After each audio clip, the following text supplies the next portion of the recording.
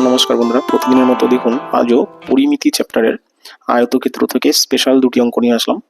দেখুন বন্ধুরা, কথা না বাড়িয়ে শুরু করছি প্রথম প্রশ্নটা কি বলেছে দেখুন, যে একটি আয়তক্ষেত্রের প্রস্থ দৈর্ঘ্যের 60%, আয়তক্ষেত্রের পরিসীমা 800 মিটার, আয়তক্ষেত্রের ক্ষেত্রফল কত বর্গ মিটার। খুবই খুবই সহজ একটি প্রশ্ন দিয়েছে বন্ধুরা। এটা 2012 সালে এসএসসি সিজিএল টায়ার 1 এক্সামে এসেছিল। দেখুন কথা না বাড়িয়ে কিভাবে করছি। কি বলেছে যে প্রস্থ দৈর্ঘ্যের 60%, অর্থাৎ প্রস্থ যাই হবে তার 60% হচ্ছে কি দৈর্ঘ্যের 60% হচ্ছে প্রস্থ, তাই না? অর্থাৎ দেখুন আমরা কি করব, যে দৈর্ঘ্য আর প্রস্থের অনুপাতটা বের করে নেব এখান থেকে। আবার বলছি দেখুন, আয়তক্ষেত্রের প্রস্থ দৈর্ঘ্যের 60%, অর্থাৎ দৈর্ঘ্য যদি 100 হয় তাহলে প্রস্থ কত বন্ধুরা? প্রস্থ হচ্ছে 60। এটাই বলেছি, দৈর্ঘ্য কি প্রস্থ হচ্ছে দৈর্ঘ্যের 60%, অর্থাৎ দৈর্ঘ্য 100 হলে প্রস্থ হচ্ছে 60। এটাই বন্ধুরা বলেছে। এখান থেকে আমি কি করব, একটু অনুপাত করে নিচ্ছি। দেখুন একটা শূন্য কাটা, আরো 2 দিয়ে ভাগ যায়, 5 দুগুণে 10, 3 দুগুণে 6, অর্থাৎ 5:3 হয়ে গেল। বাস। এবার কি দেওয়া আছে, পরিসীমা দেওয়া আছে 800 মিটার, তাহলে ক্ষেত্রফল কত।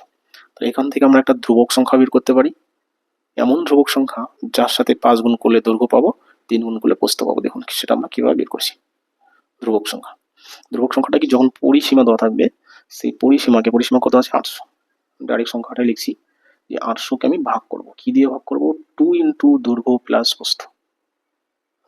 দৈর্ঘ্য হচ্ছে 5, প্রস্থ হচ্ছে 3, মানে এটা অনুপাত, 2 ইন্টু দৈর্ঘ্য আর প্রস্থের অনুপাত, এর যোগফল। ঠিক আছে, তাহলে 5 দিনে 8, তাই না?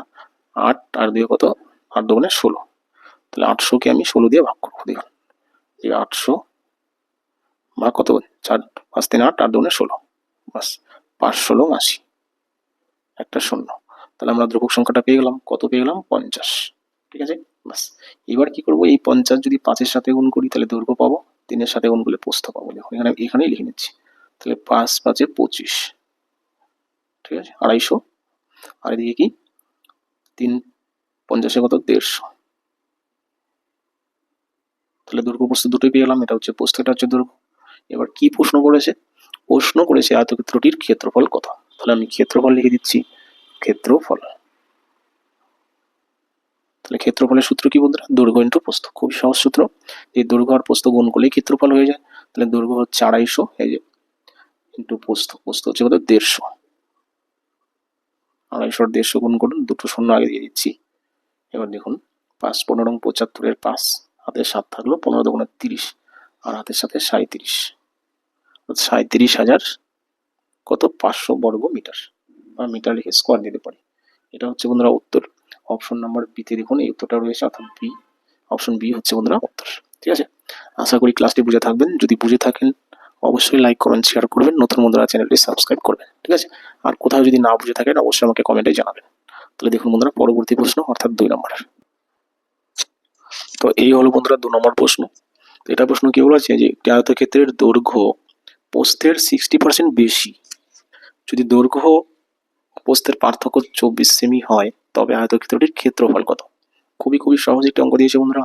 এটা আরআরসি কি হরিপুর গ্রুপ ডি পরীক্ষা এসেছিল 2012 সালে। তাহলে দেখুন কিভাবে করছি। আমরা কি করবো বন্ধুরা, আমরা সবার আগে কি দৈর্ঘ্য আর প্রস্থের অনুপাতটা বের করে নেব। দেখুন যে দৈর্ঘ্য আর প্রস্থ, ভালোভাবে প্রশ্নটা পড়ুন। বলেছে দৈর্ঘ্য প্রস্থের 60% বেশি, অর্থাৎ প্রস্থটাকে আমাদের 100 ধরতে হবে। প্রস্থ যদি 100 হয়, দৈর্ঘ্য হচ্ছে কি তার 60% বেশি, অর্থাৎ 60% বেশি। তাহলে 100 এর 60% মানে 60, তাহলে দৈর্ঘ্য কত হবে, 160, আর কিছুই না। ঠিক আছে, তাই না? বলেছে দৈর্ঘ্য প্রস্থের কি 60% বেশি, অর্থাৎ 60% বেশি, 100-তে 60 বেশি। তাহলে 100-তে 60 বেশি মানে কি 160 দৈর্ঘ্য, বাস। এটাই হচ্ছে বন্ধুরা অনুপাত। এই অনুপাতটাকে আমরা ছোট করে নিতে পারি। ছোট করলে কি হবে, দেখুন একটা শূন্য কাটা দিলাম। এবার হচ্ছে 2 দিয়ে 8 দুগুণে 16, 5 দুগুণে 10, অর্থাৎ 8 কত, 5। এটা হচ্ছে বন্ধুরা দৈর্ঘ্য আর প্রস্থের অনুপাত। এবার কি বলেছে, আর কি দেওয়া আছে, যে তাদের কি দৈর্ঘ্য আর প্রস্থের পার্থক্য হচ্ছে 24, তাহলে ক্ষেত্রফল কত। তাহলে দেখুন দৈর্ঘ্য আর প্রস্থের আনুপাতিক পার্থক্য কত, বলেছে দৈর্ঘ্য আর প্রস্থের পার্থক্য হচ্ছে 24। তাহলে আমরা যদি এখানে এক্স ধরেও করতে পারি, তাছাড়াও করা যায়। দেখবো 8 আর 3, 5-এর পার্থক্য কত, 3, তাই না? বলেছে এই দুটোর পার্থক্য হচ্ছে 24, আমরা দেখছি পার্থক্য হচ্ছে 3, কিন্তু প্রশ্নে বলেছে 24, তার মানে 24 আর 3 সমান, তাই না? তো এই 3 সমান সমান 24 না, তাহলে 3 সমান সমান যদি 24 হয় তাহলে 1 সমান সমান কত? তাহলে 24 ভাগ এই 3, তাহলে কত হচ্ছে? 3 8 24, তাহলে 1 এর মান আসলে কত? 8। 8 হচ্ছে সেই ধ্রুবক সংখ্যা যার সাথে এটা গুণ করলে দৈর্ঘ্য পাবো, এটা গুণ করলে প্রস্থ পাবো। ঠিক আছে, তাহলে আমরা লিখে নিচ্ছি বা এখানেও লেখা যায়। দেখো তাহলে দৈর্ঘ্য কত? 8 8 64, এটা হচ্ছে দৈর্ঘ্য। আর প্রস্থ কত? 5 8 40। তাহলে দেখুন দৈর্ঘ্য প্রস্থ আমরা দুটোই পেয়ে গেলাম। এবার যা প্রশ্ন করেছে আপনি উত্তর বের করুন। প্রশ্ন করেছি কি আয়তক্ষেত্রটির ক্ষেত্রফল কত, তাহলে লিখছি আয়তক্ষেত্রটির ক্ষেত্রফল। ক্ষেত্রফল, তাহলে ক্ষেত্রফলের সূত্র কি? দৈর্ঘ্য ইন্টু প্রস্থ। তাহলে দৈর্ঘ্য হচ্ছে 64, প্রস্থ হচ্ছে 40, তাহলে 64 ইন্টু 40, এটা হচ্ছে দৈর্ঘ্য আর প্রস্থের গুণফল হবে। আচ্ছা, একটা শূন্য, 4 4 16 6, 4 7 24 আর 25, তাহলে 2560, 2560 কি বর্গ সেন্টিমিটার। তাহলে দেখুন এই 2560 কত নম্বর অপশনে আছে? 2560 অপশন নাম্বার সি তে রয়েছে। অর্থাৎ অপশন সি হচ্ছে বন্ধুরা উত্তর। তো আশা করি অঙ্কটি বুঝে থাকবেন। যদি ক্লাসটি বুঝে থাকেন অবশ্যই লাইক কমেন্ট শেয়ার করবেন, নতুন বন্ধুরা চ্যানেলটি সাবস্ক্রাইব করবেন।